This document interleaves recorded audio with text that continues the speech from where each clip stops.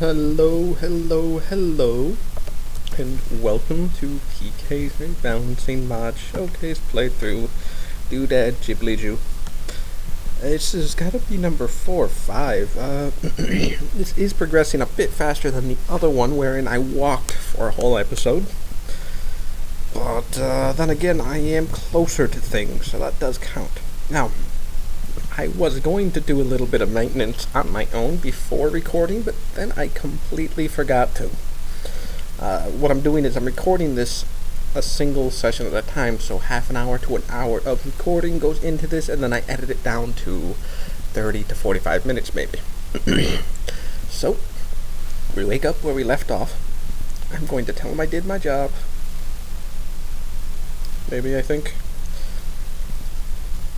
I've actually forgotten some of the finer points of what happened this episode. It's only the major things which I remember, because I recorded this maybe last 3-4 days ago at least. Here's me showing off his skills, since I hadn't before. I wanted to make sure you guys saw that. I did before, but then I made the mistake of cutting all that information out. So here we are. We are slept. We are still crippled. We have our little wood choppy buddy, and we just finished doing a job for this survival outpost. We are currently trying to gently withdraw from alcohol, and I think it's time that we go and get ourselves some proper headlights. As I was mentioning before, one of the disadvantages to the default cars is that you cannot see very far to the left and to the right, or in front of you, or behind you, or anywhere. It's really hard. You can actually crash into things quite easily if you're navigating a city. So I think it's time we correct this.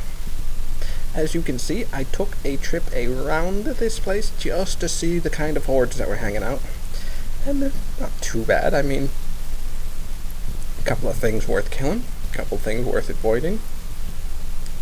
I've never been too keen on killing shockers myself, and as you can see, my friend here is quite eager to murder things. Did you just see that? He hung out the door in order to stab something with the wood axe. It's true dedication, that's true grit, and that's one of the advantages of giving a melee weapon to a character in a car that has attack nearby monsters to default. Give him a spear or a pike and just do drive-bys. Works great. You can do them yourself on a bike or something, and people call that jousting, but I mean, it's hard to steer and do that at the same time sometimes. This way, I can just focus on steering, or even using the turret if I had ammo in it.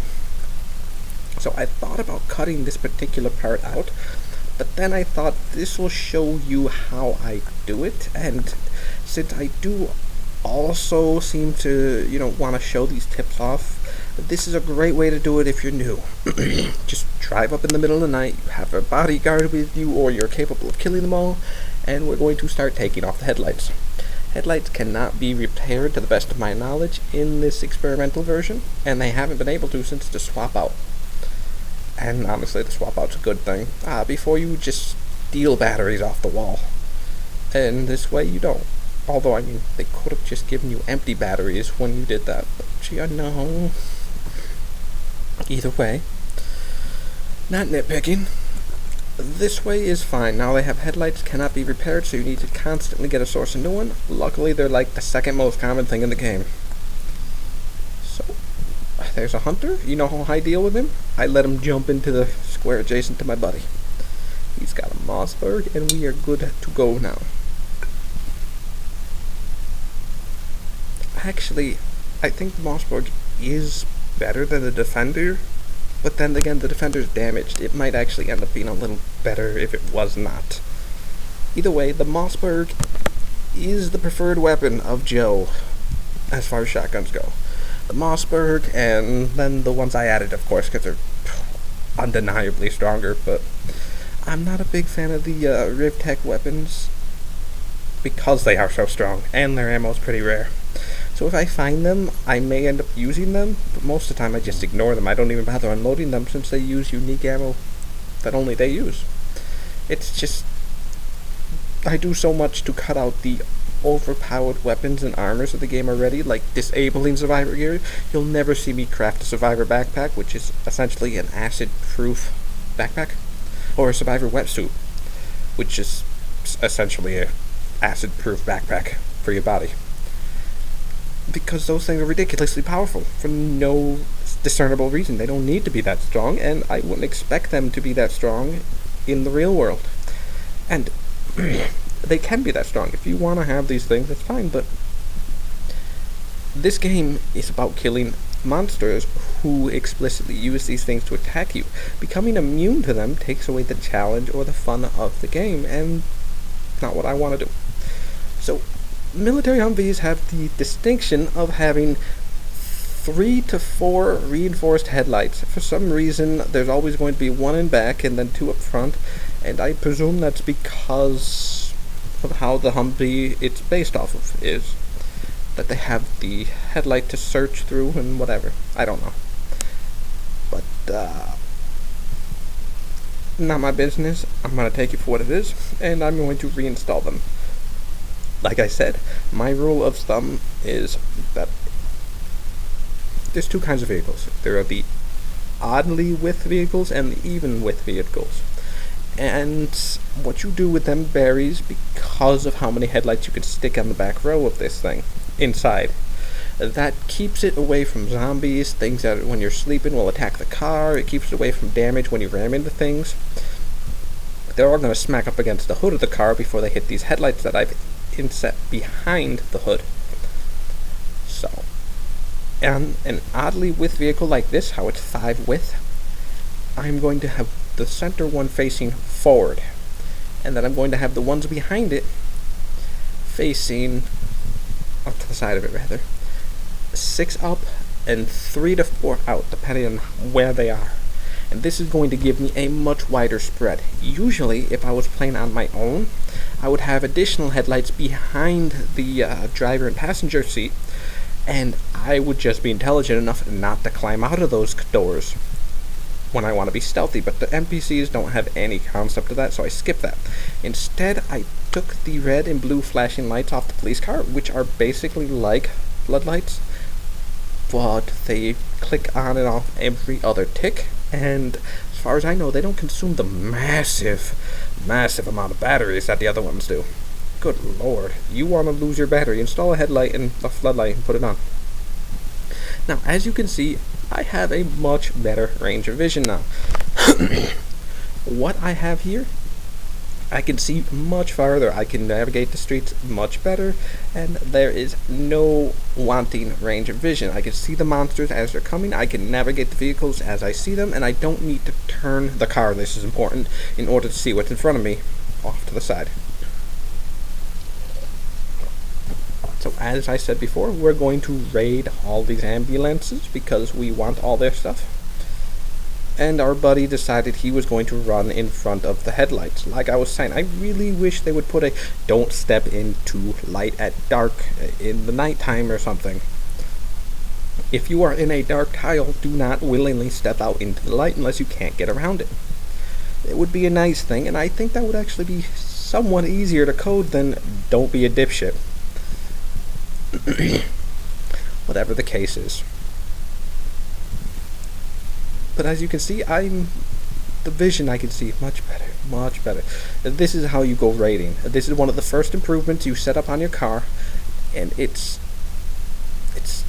unimaginably better to be able to do this. Okay, our buddy's doing his thing where he hangs out the window like he's Mad Max. I'm perfectly okay with this because, well, I need a bodyguard. I'm not going to be doing anything. Okay. Yes, on second thought, I thought, gee, it might be better if I move the loot behind the vehicle like I tend to do on my own when I want to loot it and I have these headlights on. Now, with regards to mutations, I know I've covered this before, but since I found a purifier, we can go back over it. I have lowered the threshold to learn mutations dramatically. You can make mutagen with just, 2 cooking and 2 survival skill or 2 fabrication skill or something like that. You can learn it very easily, is the point. The books, they teach the skills even quicker than that. But the threshold's been lowered, so you don't have to visit a lab in order to make mutagen. You can find mutagen on some drug dealers. You can find them on scientists more often. You can find them randomly. Purifier has been made much rarer and consequently harder to make. So you can make this mutagen quick. You can find Purifier over the world. There's nothing stopping you from doing this stuff. And I like this better because it gives you more freedom to make what you want. If I had the interest to, I could level up my cooking, survival, and possibly medical. I think those are the 3 primary skills that mutagen uses now. And I could make mutagen to my heart's content. But if I didn't want to, well then I could still find plenty of them. As you see, I found my purifier, so I've also removed a lot of the starting traits from the mutagen pool, or at least I've made them so that they're miscellaneous, which is very different than a targeted tree. Say you have unstable genetics or something, you are more likely to get one of these miscellaneous traits than if you took horse mutagen. And I don't know how common it is. I know it's pretty darn rare, though, at least in my experience. It's possible to get things. There's 2 traits in the game that act as armor. So when you get hit, you deal damage kind of armor. So spiky armor. There's 2 traits in the game that act as that, but I've never gotten one of them as a mutation. But there's 2 of them in the game. They're unaligned. And they only happen when you mutate naturally or randomly.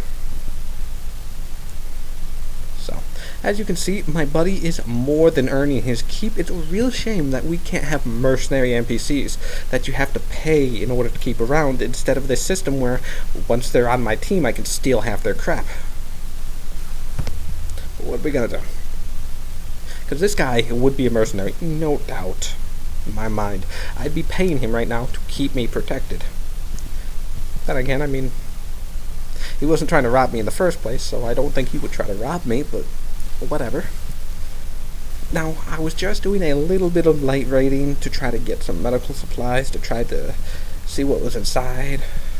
Really, because I need to do something. My preference would be to just detox this all out.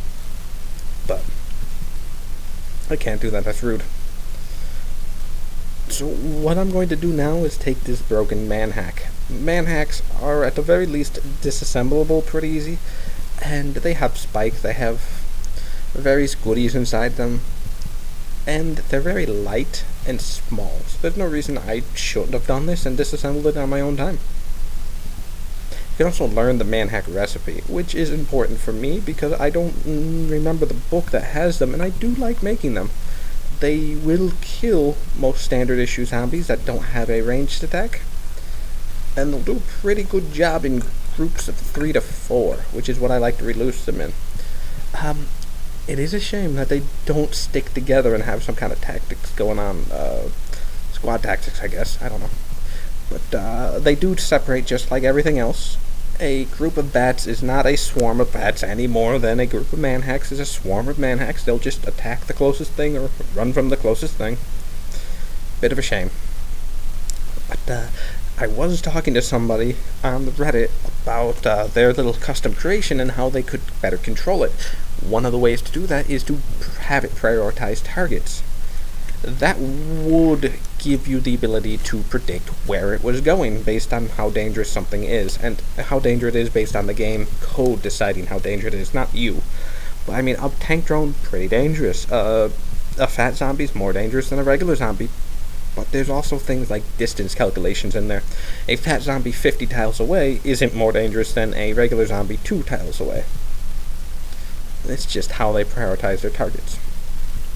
So it gives you the ability to predict these things, and that does help you predict where they're going to be, or how to control them, or, you know, that's very nice in a combat situation where it's permadeath. Okay, so these piggies, decent source of food, I'm seeing them around a lot, and I'm okay with that. If the apocalypse did come, I wouldn't expect farm pigs to live. Not any more than any other farm critter, but like feral pigs, I think they could do a pretty decent job living. They're very thick, very hardy, very tusky. They're not slow, they're not especially fast, but I mean, yeah, if I had to put my money on a horse or a pig surviving, I would put the long-term money on the pigs. So,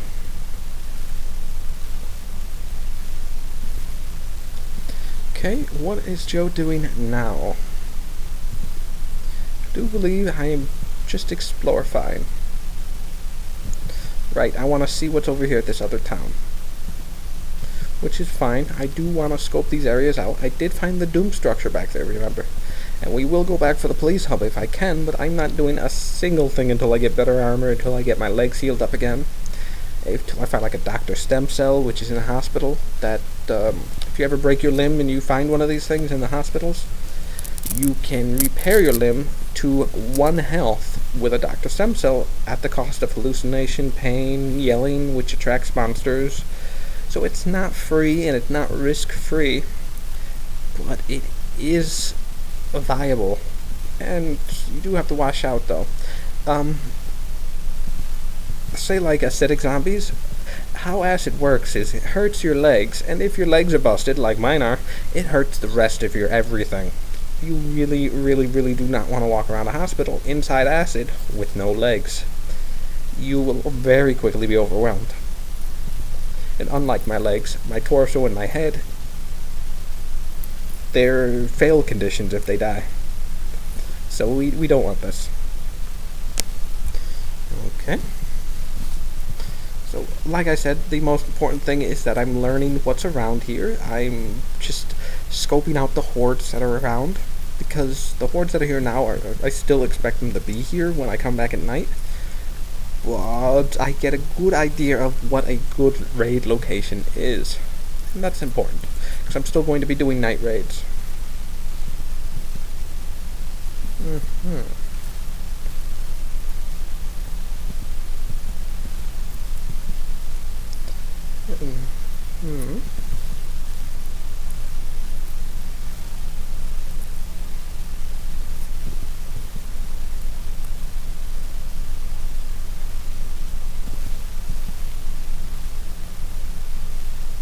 So we've got this road that splits off and runs parallel to the rest of the town. Got quite a few Migos hanging around, and Grex, and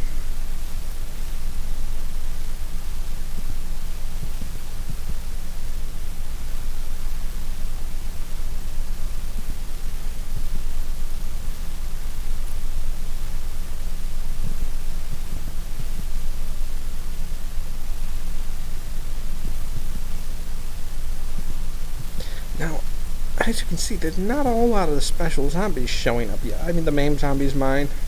The huge boomers I allowed to spawn earlier, and the survivor zombies I put in to spawn whenever they felt like it. But so far, it's a relatively benign horde as far as hordes are.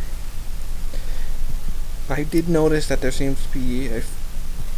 Why can't I ask him to teach me anything? Did I ask him that? I didn't think I did. Whatever. But as far as horde composition, a lot of special zombies, they just don't show up as regularly as I find they did in core game. I'm okay with this.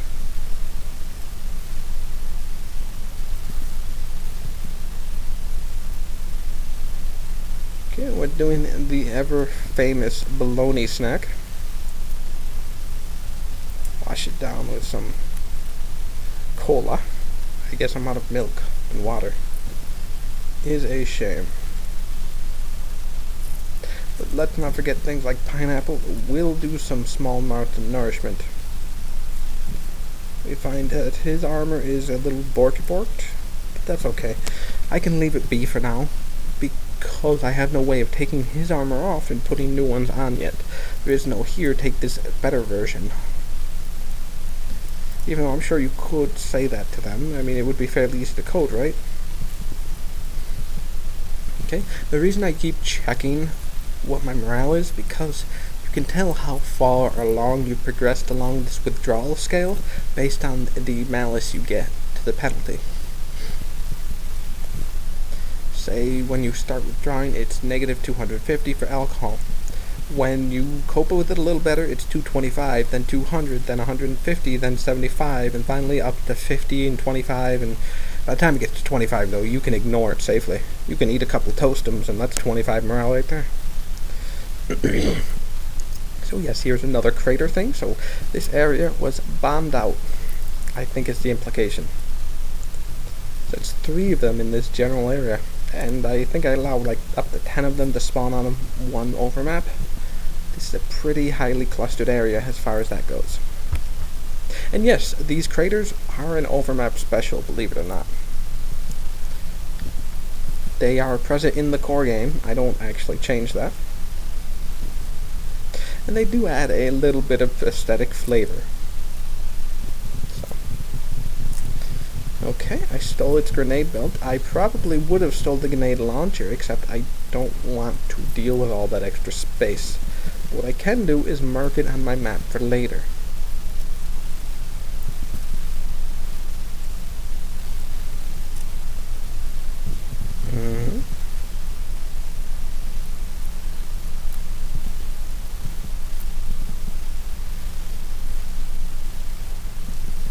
Now, the fields might be more devoid of monsters, but the forests are not, and the swamps are just as verdant as ever. So, I mean, if you need food, the place to go is the forest or the swamp. The swamp has always been a place to go for food, though. You've got salt, you've got water, you've got animals that aren't very strong, but very tenacious. Oh, yes. And apparently this one's got triffids. Triffids do have a home in swamp now. I did explicitly add a swamp home for them.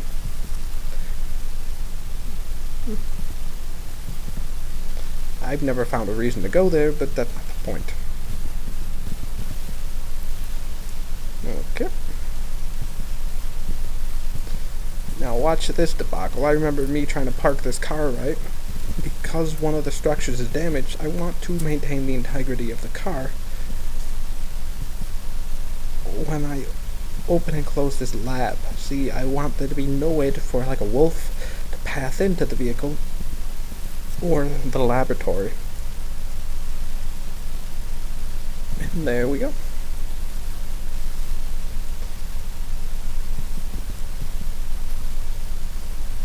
Okay, there seem to be a couple of critters that need to die. Like this spider.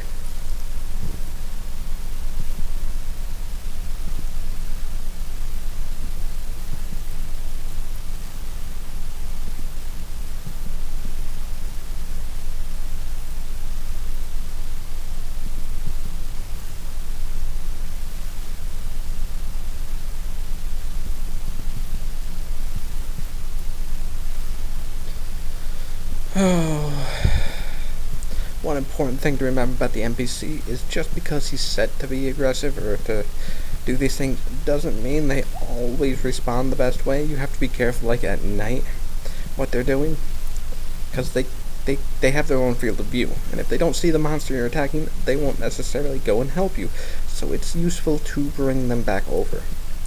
Here I show off the effects that were given to me by the Diona, and they were overpowering smell and the poison effect, which is perfectly fine. That's perfectly legit for them, in my opinion.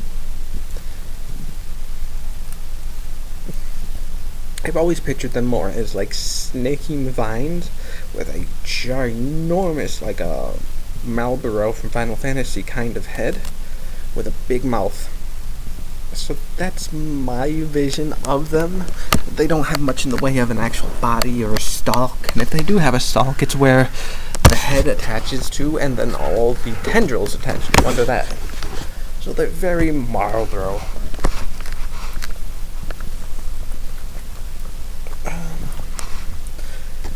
They don't have any kind of fetid breath attack, though. But they do give you that overpowering smell, which is really an excuse to lower your stamina as well as your perception. And it's a support effect. It's not going to win a battle on its own, it's not going to cost you a battle on its own, but it will add up to other effects like pain. If you're withdrawing from alcohol and you get hit with it, you can expect to have an issue too. It doesn't last that long.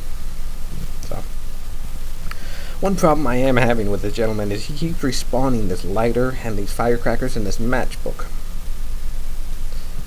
If I were to spend like a week with this guy, I could probably end up with a good 12 copies of this stuff. Where's he pulling this stuff out of? Okay, so I'm going to be going into the lab. I should probably prepare. So that's what I've done. I repaired all my items. I grabbed some food. I think at this point I remember that I would like him to have a gun, because if the worst comes to worst, I have to give him a defender. And I could tell him, hey, you can use guns now, and maybe he'll pull it out. Maybe he won't. Most of the zombies are not going to be a problem. What will be a problem is, say, a secubot. A single security bot will ruin my day and his day and most survivors' day. Even a mid-game, end-game survivor who's not in power armor or something will experience a problem if they get, an SMG in the back. And secubots can see in the dark. It is a problem because you don't know if they're there until you open the door and see them. And if you can see them, they'll probably be able to see you. So what I'm doing here is I'm checking for turrets, which I'm even more afraid of than secubots since they're more common. But I don't see them. I do have a suspicion that if I use the science card to get in, it reduces the number of turrets that could be inside, but I've never proved that one way or another, so I'm just going to ignore that as superstition. However, I did modify the game to allow secubots and skitterbots to spawn more often in labs. Not a lot more often, mind you. And as you can see, I don't encounter them here, but they're there. I also let a few other goodies, quote-unquote, spawn in these labs. I'm too tired. Did you hear this guy? I'm gonna sleepy.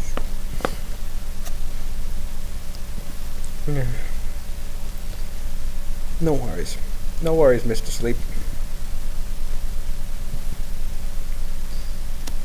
I do remember telling him to go die in a fire when he told me to drop my weapon, so...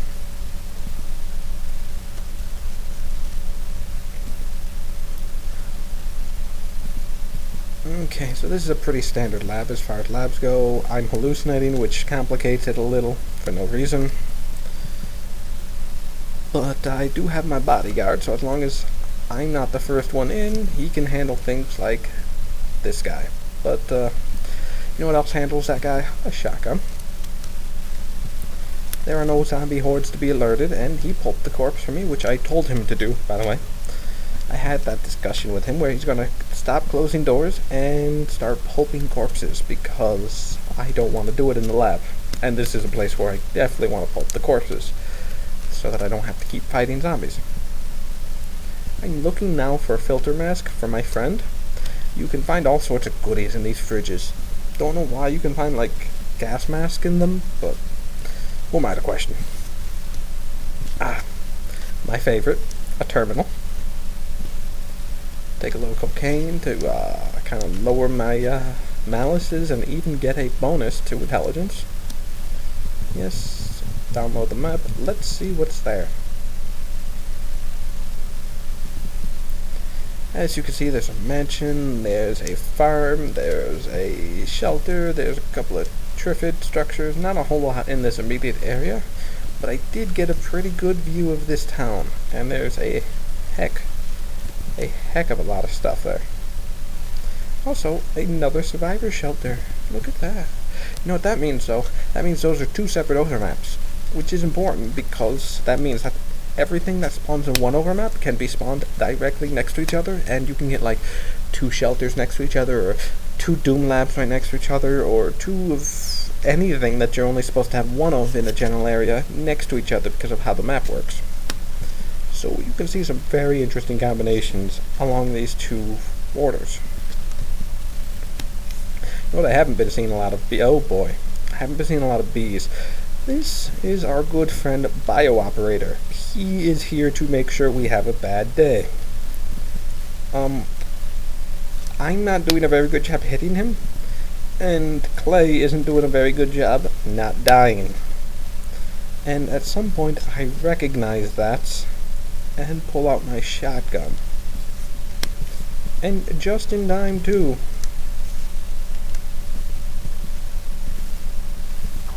Yeah, Clay's about to bite the big one.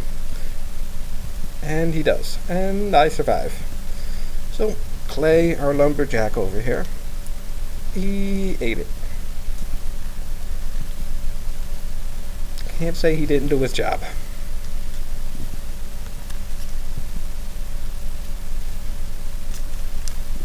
I'm sure we're all saddened by this development. However, life does go on, does it not? So let's make sure we take his firecrackers. Let's take these marine gloves. They're just my version. I don't know how much better they are than regular ones. I think the gloves might be comparable, whereas the other equipment is generally better than like leather. Who knows?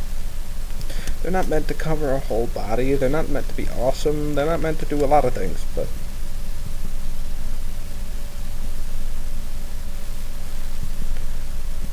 okay.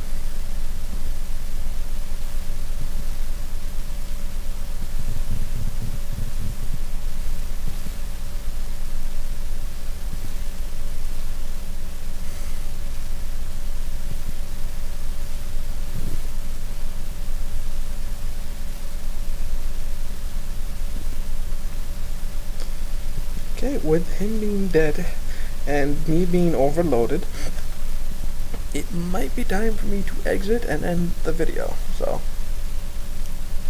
I'm going to call this a day right here. Finish organizing my stuff and peace out, okay guys? Thanks for watching now.